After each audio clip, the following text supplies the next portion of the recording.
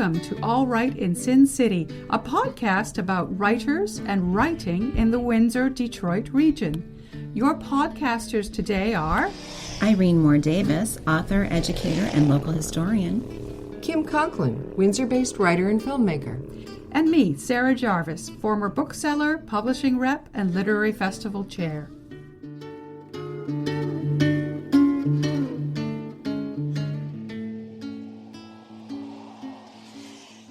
Kim Nelson is an associate professor of film at the University of Windsor and also the director of the Humanities Research Group and the Live Doc Project.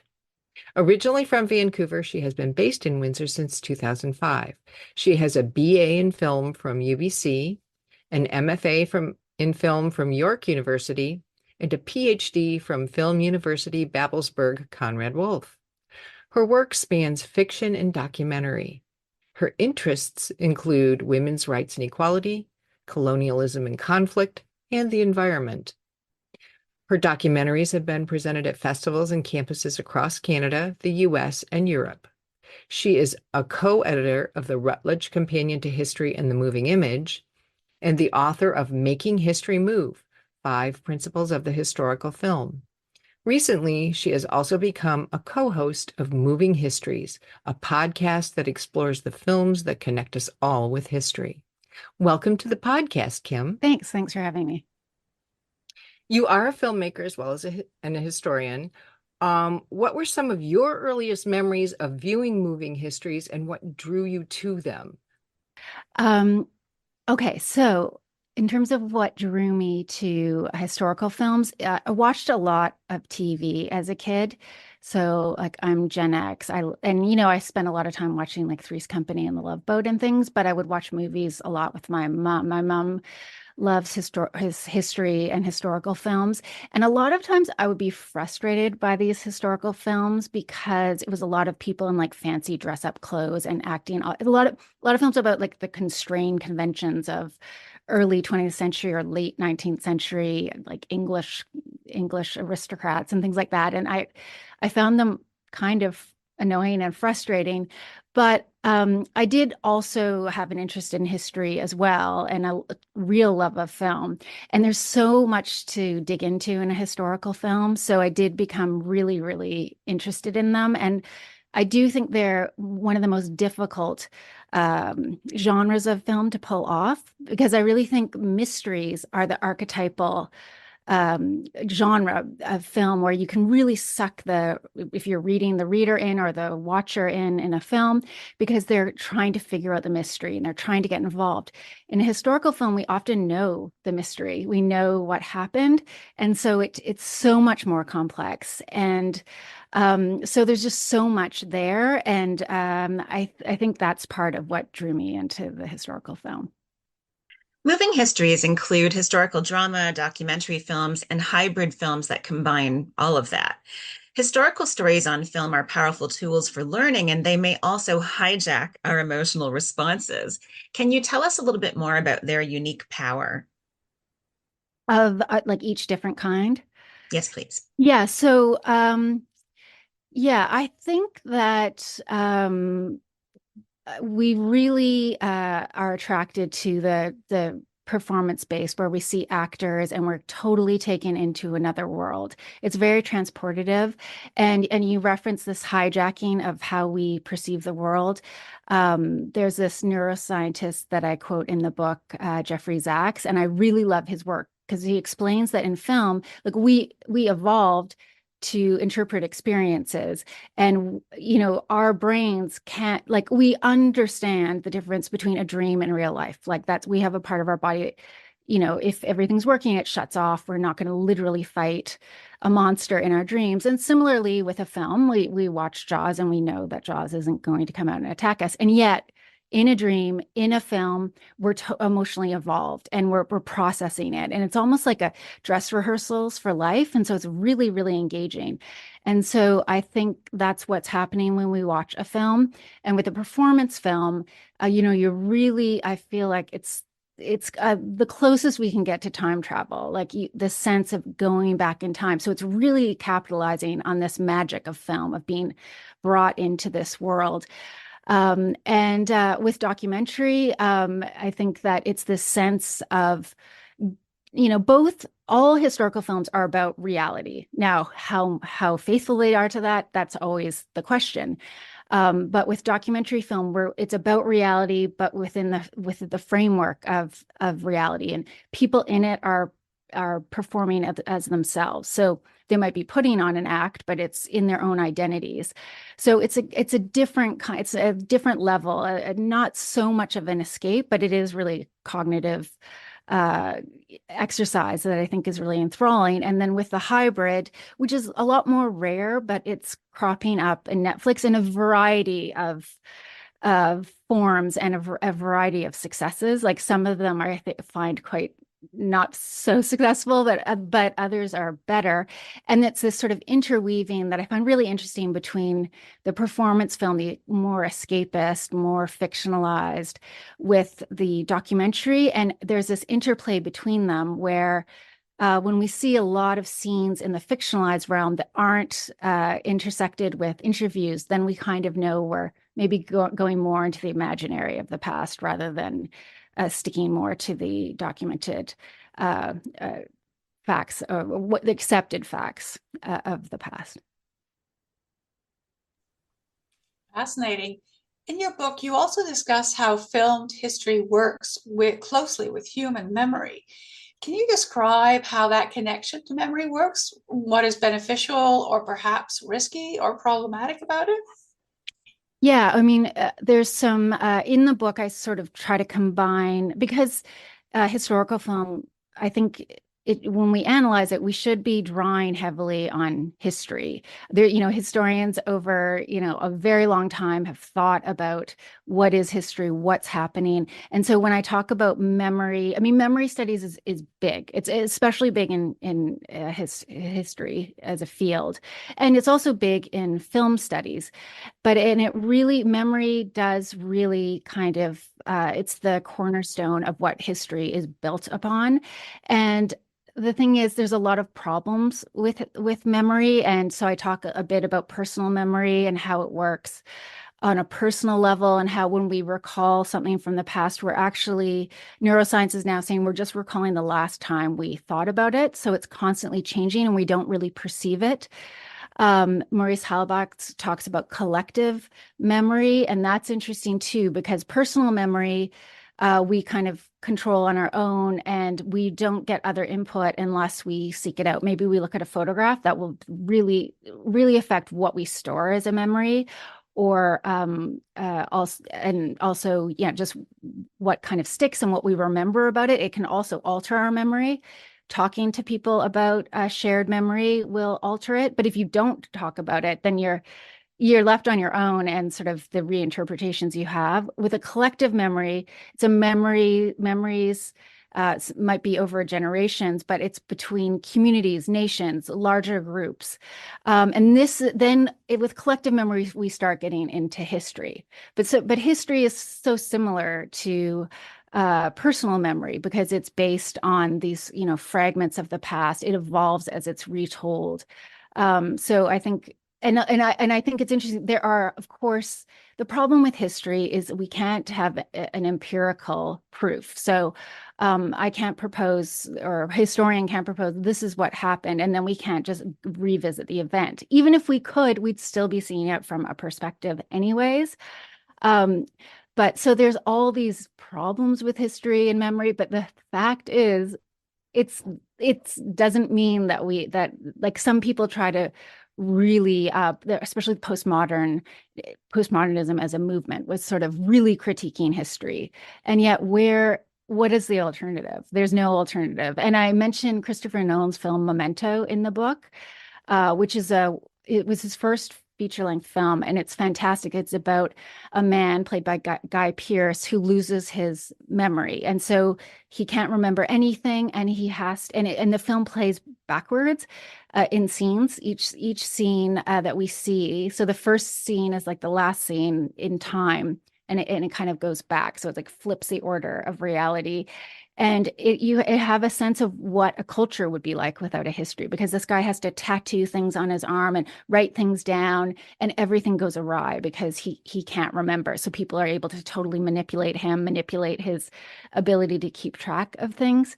So at the end of the day, like all things human, we can understand the failings, we can understand the issues, but it's actually the best we have and really worthwhile. And I think that sort of, if it's a cliche or whatever, but that the wise man learns from whatever, the unwise man learns from his own mistakes, and the wise man learns from the mistakes of others. Like, that's what history is. And how else are we going to figure out what the heck we should be doing in all of our conflicts if we don't look to the past? So very, very interconnected between the personal and the collective. In the book, you also set out these 5 principles for your methodology about a good way to look at historical film. They're narration, evidence, reflexivity, foreignness, and plurality. Can you just briefly touch on what kinds of things you look at in these principles? Sure. And so there too, I'm drawing on the wealth of work that's been done in this field between film studies, critical theory, and history and philosophy of history. So narration is just how it's put together. So this also came out of this postmodern critique in the 20th century that, history is usually put into a story.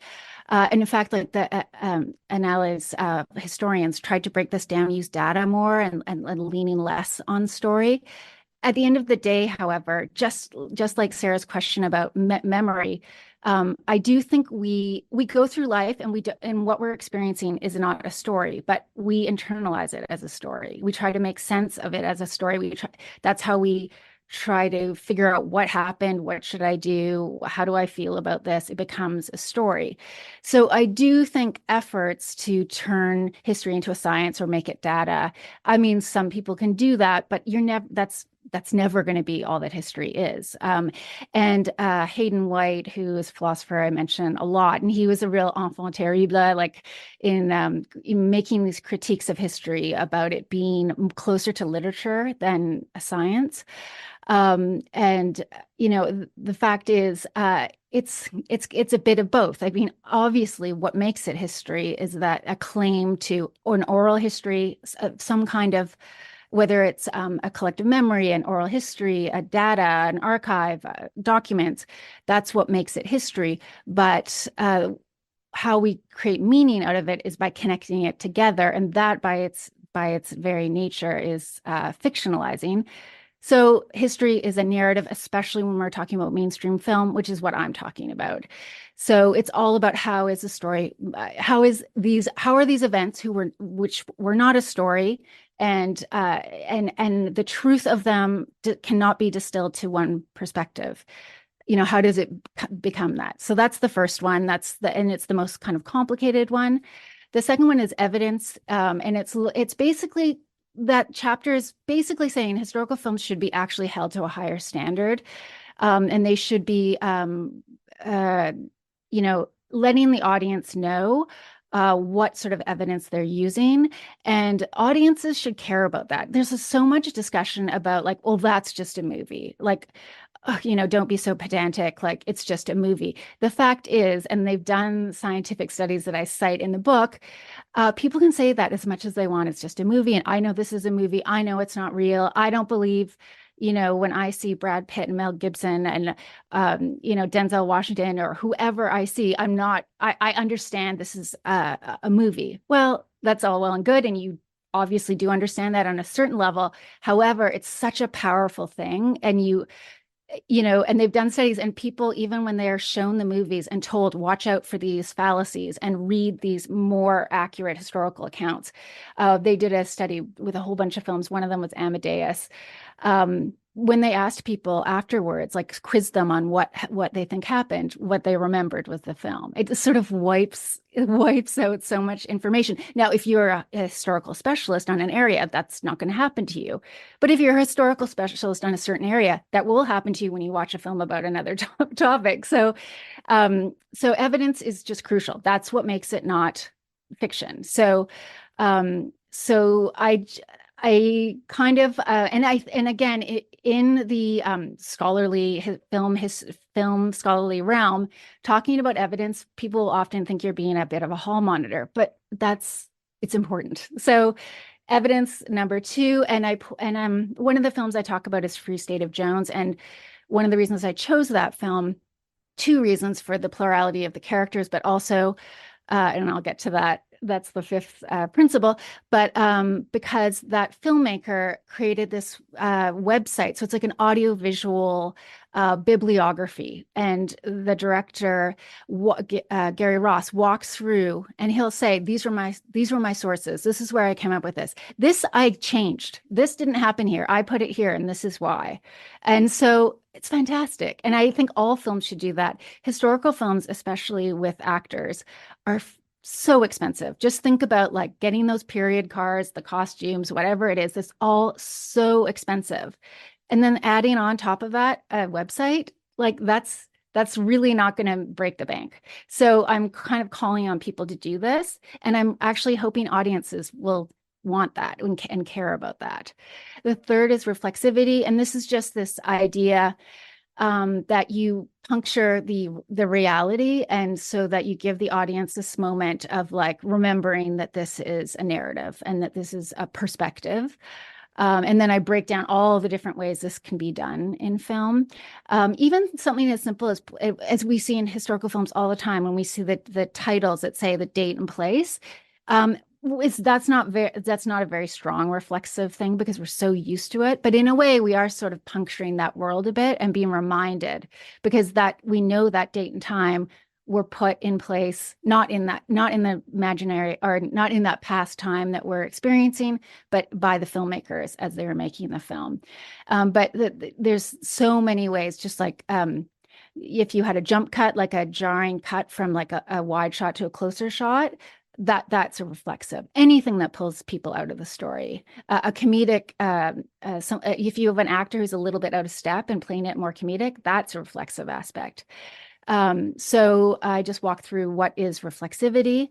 And then the fourth is foreignness. And this taps into a longstanding debate in film and history, and this argument between two of the titans. So Natalie Zeman Davis, a really famous historian, one of the most famous historians going, most famous female historians as well. And she did write about film, so that's fantastic. She was a historical consultant on the return of Martin Guerre and wrote about it. And it's interesting because she was American and moved to Canada and was at University of Toronto. The other most important person in this debate and in this field is Robert Rosenstone, who was born in Montreal and moved to California as a child. So we have this Canadian-American combination with these two.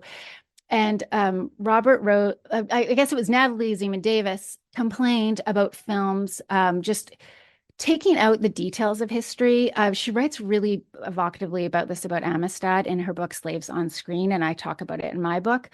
And just how when you take out the details of what happened and then you insert fictionalization in its place. And often those details are so much more interesting, and they also tell us so much more. So she just argues, let the past be the past. And then Robert Rosenstone kind of pushed back on her. He is a historian. He wrote a lot of historical books about a whole bunch of topics, but he's also has written a lot about historical film. And he responds to her and he says, we should let films be films. And then I sort of intervene because he's telling her, like, don't be so, pedantic and saying that films have to be like academic papers. They're not going to be. And I say to them both, they're both kind of right, because the magic of film is that we can travel back in time, and the more we can have this sense of detail, the sense of what's different, the more we get out of it. And what I always think of, and this is funny, and I obviously didn't mention this in the book, but Us Magazine used to have this thing where they'd say celebrities, they're just like us, and they'd have people like eating, like celebrities eating or doing things like that. And I have this feeling like the more that we have these details, like the more that we can see what's different, like different cultures, different customs, different material realities, the more we can actually focus on what remains the same. So I think some films, they want the characters to be relatable, and it's like, oh, they're wearing a corset, but really they're just like us. So that's what foreignness is all about. And then plurality is the last one, and that is that a lot of times we'll see like reboots of history, like another film about Winston Churchill and another film about Winston Churchill. So what plurality is about is not saying prescribing like we have to have films made about this, but it's just that we need to, we should value when we have, if we're, rather than maybe another film about Winston Churchill, can we see this period or this conflict through the lens of other people? Or how many different kinds of people are we seeing this story depicted through? So every single film that I looked at in the book in detail, which is Rise of Empires Ottoman, which is a hybrid film about the fall of Constantinople, Let It Fall, which is a documentary about what happened after the verdict around the Rodney King trial, and Free State of Jones, which is a Civil War film. In order to choose like each of them, what I looked for is the diversity of representation in terms of women, like gender, sex, religion, race, class. And so in the introduction, I show how these films sort of what different kinds of people they show. And then the other aspect of plurality is who's behind the camera. And again, I'm not trying to say certain people, their time's up, they shouldn't be making films. It's not that, but we see over and over again the same kinds of people making films. These are very, especially in the realm of the fiction, they're so expensive. And half of the Oscar-nominated films for Best Picture this year were historical, and they're all made by one category of director. So it's just to say we need to, because different people are going to look for different things in the past, and it's not that we don't want people, like we want people to try to be neutral, but they're going to be looking for different things, and so we'll get different things out of the past and hear different voices. So that's the principle. All moving histories have a perspective, so they are narrated. It's the most complex principle, and you raise the question of whether or not we can reliably understand the past through narrative. Do you believe that we can, and why or why not? Yeah, I think we reliably can, as well as we can, hope for. So I think that not all narratives about the past, they come in a whole range of qualities. And so what I think is really important is, and in this book, so the principles are sort of intended that they could be a roadmap for filmmakers to think about these 5 principles when they make them. And also it's really important, I think, that we talk about these films. The filmmakers that are making historical films are making them because they have a really strong perspective about the present. They have a real interest in the present and an interest in the past, and they want to say something. And so I think we should talk about them. And whether we agree or don't agree, or somewhere in the middle. So I do think that history is going to come to us through stories, through a narrative, through a perspective. And then I'd like to see more places for people to talk about it, because where does it happen? We used to have a much more robust film criticism on television and newspapers, and now I guess it's on social media. But I don't know how conducive that is to conversation because of the format. It's really short, and it's often like hot takes. So one thing I'd love to see is more platforms or situations, or even for people to just strike up a conversation with the people they know, or the people they've just watched a historical film with, to talk about it. Because of course, no historical film is going to, you can't capture the past, you can't capture the truth, but I don't think we should get hung up on that, because striving for the truth is so worthwhile. And knowing you'll never get there, it doesn't mean you shouldn't try. As you were saying, plurality, the last principle, takes the movement away from the idea of a single grand narrative of history. and towards including more diverse points of view. What are some of the most successful techniques that filmmakers of today are using to tell more inclusive stories, do you think? Do you have a couple of examples? Well, I guess the films that I chose, the three that I chose throughout the film, that they all, I thought showed, I mean, it's a lot of it's about curiosity, and it's really great to see filmmakers with a curiosity that extend humanity beyond like a protagonist they might relate to, and to beyond to other kinds of people. So, yeah, I think the three films that I looked at in the book were all successful at that. I'm trying to, I'm wondering if, like, if I think of the Oscar nominated films this year, I mean, I think that we're living in a time where this is more conscious for people to show more points of view.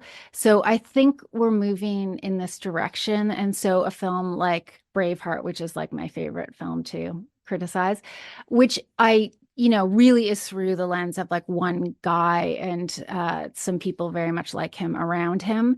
Like those kinds of films, I think, are increasingly sort of falling out of fashion. I mean, a film like Killers of the Flower Moon, which I wasn't a massive fan of, but you can see what they're trying to do there, that they take a book that is, it's broke, the book that they adapt, it starts with the story with the Osage people. And so this is the Martin Scorsese film about what happened to the Osage people, where these white people in the town started killing them for their gas rights and money.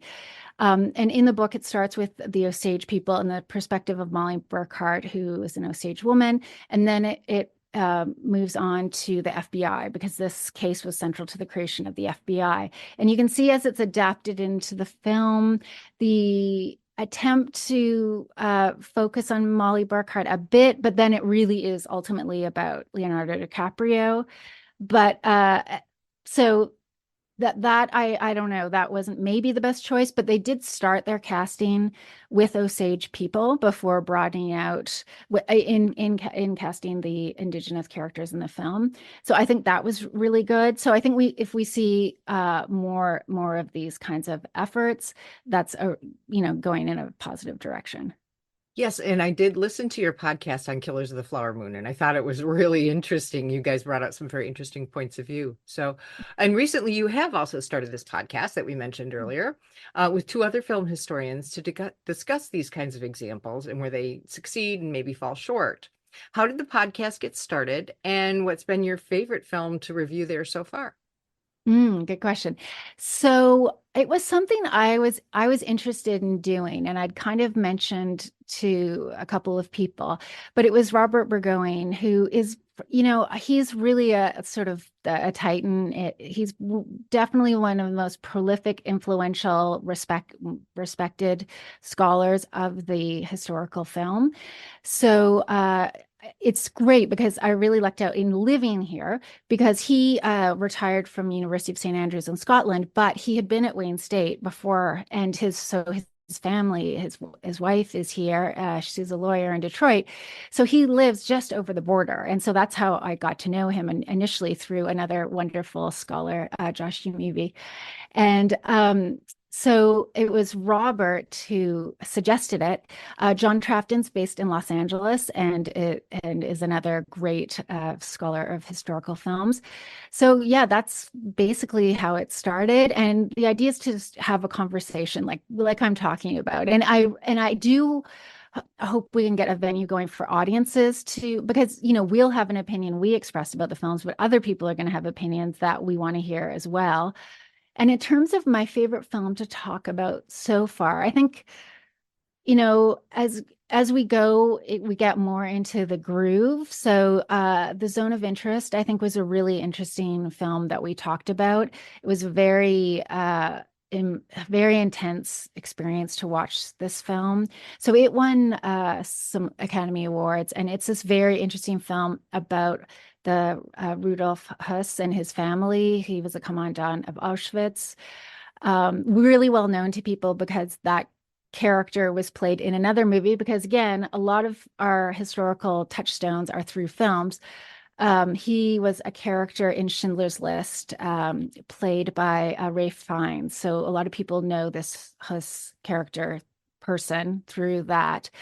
And this film is really interesting because it was shot with, it was almost like a Big Brother, like they shot it with these surveillance cameras. And it's a really difficult topic. And we just basically see this family, and it's very mundane. So we talk about that one. One we just recorded is about a series that not many people know about, but I absolutely loved it. It's called White House Plumbers. It was an HBO series that came out in fall of 2023.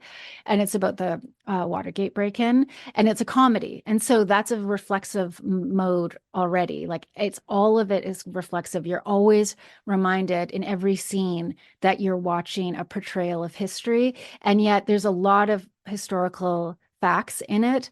And again, another really important thing that historical film does is you're exposed to it, and then you look it up. And a lot of people, their next stop is Wikipedia, and if they're still interested, they'll move on to other sources. So that's a really great thing about historical film, and White House Plumbers does this as well. And it was fun to talk about a comedy and what laughter does with history, because it's a very interesting. I think it's an important way to do history. It wouldn't work as the only way to do history, but it's actually quite effective as a way to do history. In your book, you discuss a wide range of historical films and documentaries, and three that you reference frequently as examples are The Free State of Jones, which is a historical drama, Rise of Empires, Ottomans, which is a documentary drama hybrid, and Let It Fall, Los Angeles, 1982 to 1992, which is a documentary. So my question is, what essential qualities do these films have that make them such strong examples of your principles? Yeah, so all of them did a great job at showing a range of characters. In terms of the representations I was looking for, the only representation I didn't find in any of the films was different ranges of physical ability. That wasn't in any of the films. However, everything else I was looking for was present in at least one of these other films, these diverse representations. So each film had a variety of characters that we have concern for, and we see their points of view. And they all had a range of race and class, and gender and sex. So we have these. So that's really important because a lot of films don't have those combinations. So that was a key aspect of what I was looking for. And another thing that's really important to me is that all three of them, actually, Free State of Jones is let's see, it's a bit different. Well, no, all of them do have sympathies across different lines. So I don't want to watch a history where it's like, these people are good and these people are bad. Like, that's not helpful. And I think it denies our humanity. So with Let It Fall, Los Angeles, 1982, 1992,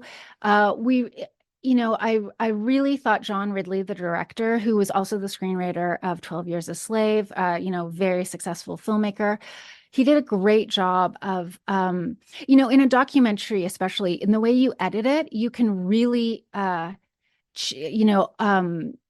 mold the audience's sympathies. And he really doesn't do this. He really, it's emotional, it's impactful, but he really listens to people. And, there's definitely one character who's a police officer who doesn't come across well, and it's important to have his perspective. He's like a kind of an apologist for the police officers who eventually in a civil trial were convicted for beating Rodney King. But basically every other character, and we see a range of people that lived in the affected neighborhoods when the unrest happened after the verdict. And we have police officers who were involved and all, and we really kind of hear each of their perspectives. So I thought that was fantastic. With Rise of Empires, Ottoman, I thought it was very interesting. It's made by a Turkish American filmmaker, and it's interesting because it's shot with an all Turkish cast and yet only in English, which is interesting because some series are shooting in multiple languages if they if they can, but this was shot all in English. And you can watch it and be rooting for the Ottomans to conquer Constantinople as they do, or you can watch it as identifying more with the Eastern Roman Empire and hoping that they don't fall. And so that I thought was really good too, because and there's would definitely have been conflicts over history where there is one side that is an aggressor and there's nothing to sympathize with, and that's how it should be portrayed. But I think this watching a conflict in a war where you're seeing both sides and sympathizing with both sides is really, really useful and done well in that series. And then Free State of Jones, also it's centered on a poor farmer, but beyond that, the main characters are people that are, I think at the beginning, there's an enslaved character and one who has escaped, and they're really important characters. So that was a really great perspective, and to have that. Now, I will say the Confederates are like really over the top bad, but I kind of understand that, you're going to be careful that you don't want to be portraying their point of view so much. But there is a variety of characters and perspectives that we see in Free State of Jones as well. And it was actually faulted in some film reviews for sticking too close to the history and not being shaped enough into a 3-act film. Wow. Yeah.